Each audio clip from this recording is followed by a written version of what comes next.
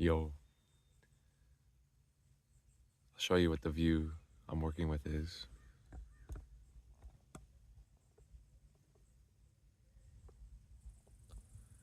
Not bad. I'm just sitting down by the water, taking in nature, and my goodness, is it relaxing to step out of, as I say that there's a boat that comes by, to step out of our society a little bit, because I guess there's a boat, but the concrete jungle, at least. The place where career is needed to be pursued. The place where money is what you need. Stepping out of the environment that's just so abrasive. And up until now, I was very calm, but then the boat made me irked. But it'll calm back down again as I listen to the chirps of the birds and the cricket of the bugs nearby. It's so nice to be in a place where your stresses don't matter, where you can just let go and truly be you. Because here in nature, the things that I listed earlier do not exist. Career doesn't exist. Your presentation you need to do does not exist. The money that you seek is not real. The people that you need to please are not here either. It's just you in the bush. And the cool part is, nature is here for us, whether we want to be for it or not. It is a very, very forgiving specimen. I don't think there's another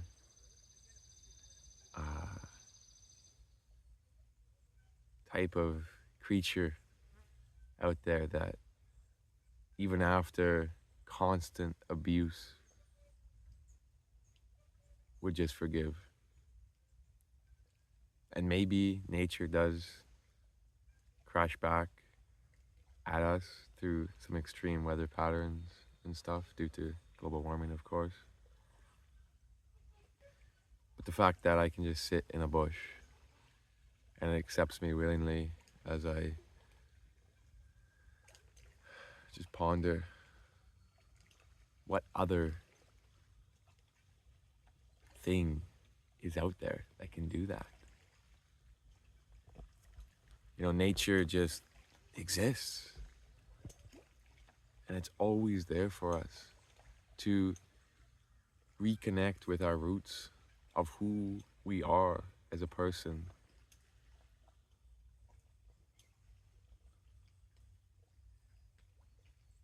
I definitely feel like as humans, we've moved so far away from who we are. We forget that we are nature. We forget that our brains, our eyes, our senses were built to appreciate nature, to exist in this realm, that the green soothes our eyes, not by chance, but because that's how we were built to be. That the river, the lake that we long for, were deeply encoded in us to mean safety, to mean sustenance, to mean that there's life. And we aspire to have it. And when you're sitting by a river, we're just attracted to the river. We want to see what's out there. We like being at the edge of stuff because we can see that there's no danger around us, that we're in this open, abundant world where danger we can spot from a mile away. And in our cities, the closed cities, all you see is this gray concrete. You see rough ground where you need shoes to separate your feet from the surface at which you walk, where you need to turn many 90-degree corners to get to where you want to be. Sharp corners where you cannot see around, but you have to peek around. So much uncertainty is silently built into our cities. The 90 degrees around street corners, the 90 degrees within buildings, 90 degrees everywhere. But in nature, in a forest, it just goes. You have trees in the way, but you can still peer. You can still look. At the edge of a water, you can see forever. At the edge of a prairie, there's no hiding. And I think these are silent reasons for why the world of our cities are so abrasive.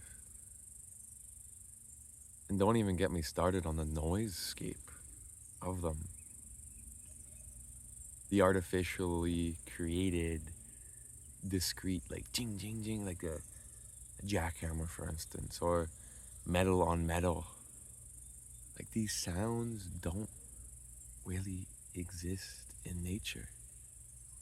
They're fundamentally foreign to our ears. So when we hear them, we go, oh, we wince. It stresses us out. The car horn, the sirens of fire trucks. But when I think about nature, the soundscape,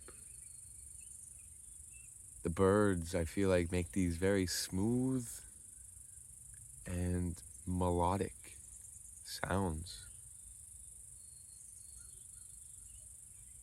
There are these caws, even if I don't like the sound of a crow that much, but there's still some rhythm to it. And the rustling of some leaves, while that can maybe be abrasive, but it's not it's all the time. It's abrasive when it needs to be abrasive. The rustling leaves is important because you can understand that something is sneaking up on you. Not that the road construction is being done. So maybe in our cities, when we hear road construction, we think that something is sneaking up on us.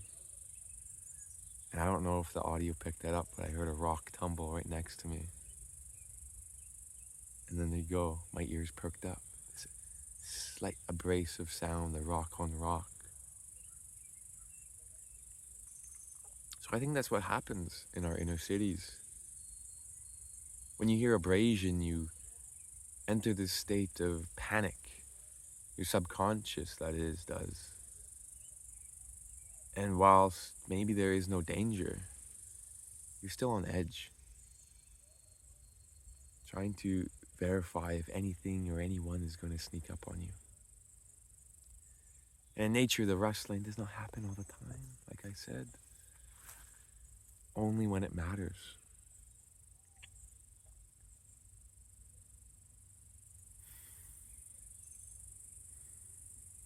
And what is it about your smell?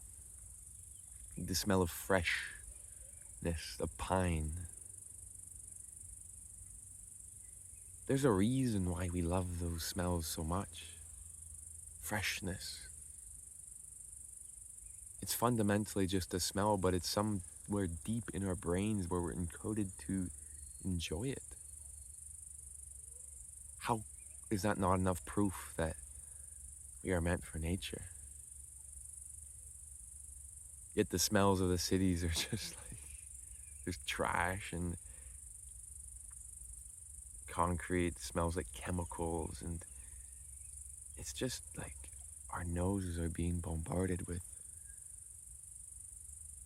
so many brash stenches again. Or in nature, there are these smooth smells, but then maybe sometimes there's the smell of a strong odor when it needs to be a strong odor. Like these signals that we're meant to pick up on, but not all the time. Like I would imagine when you're in nature, you smell like a foul odor of a rotting thing, and maybe your ears perk up, and you perk up, and you're like, maybe I should look out for a predator. But like if every waking moment in the city as well, you're experiencing these stenches that you have to be on edge for.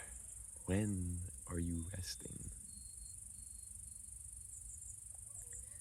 It's such a peculiar thing. And I think it's why nature soothes you.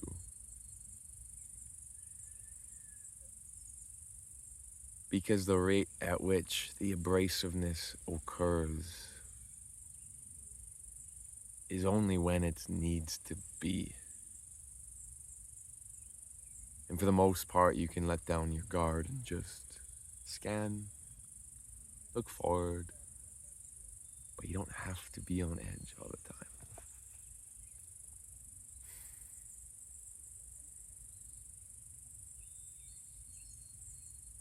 Like, look at this view again. It's just beautiful.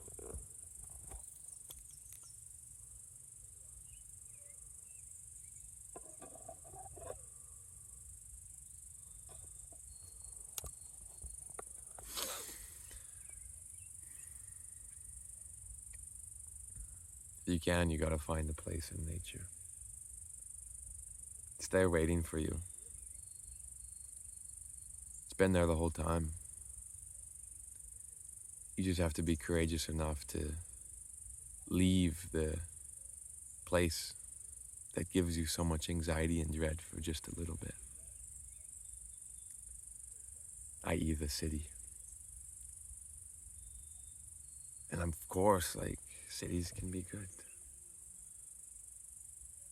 but you need to just reset too. You're a human.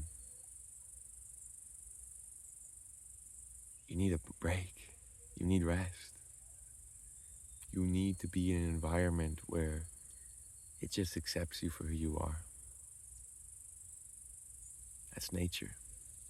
It can provide that.